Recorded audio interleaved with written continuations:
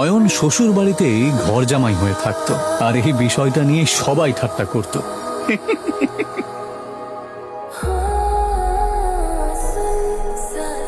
বাড়িতে ঢোকার সময় রুষার কাজিন সূর্যর সাথে দেখা হয়। এভাবে বেঁচে থাকতে লজ্জা হয় না? অয়নকে চুপ থাকতে দেখে রুষার কাজিন সিস্টার সায়নী বলে ওঠে, সূর্য বাদ দে এর কথা। জানি না রুষা কি দেখেছে যার জন্য একে এখনো বাড়ি থেকে ঘাট ধাক্কা দিয়ে বের করে দেয়নি।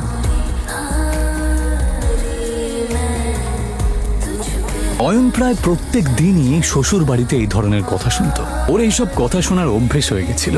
আর সবাই এই রকম ব্যবহার করলেও এদেরকে ক্ষমা করে দিত, কারণ ও রুষাকে সত্যিই খুব ভালোবাসত।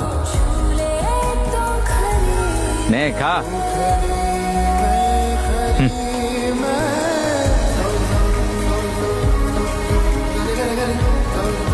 ভিখারি কুত্তা কোথাকারে। ওর একটাই দুর্বলতা ছিল, যার জন্য ওকে দিনের পর দিন এভাবে অপমান সহ্য করতে হচ্ছিল।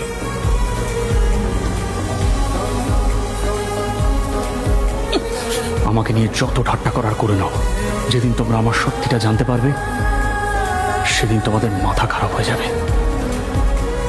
অয়ন আসলে কে সেটা কেউই জানতো না।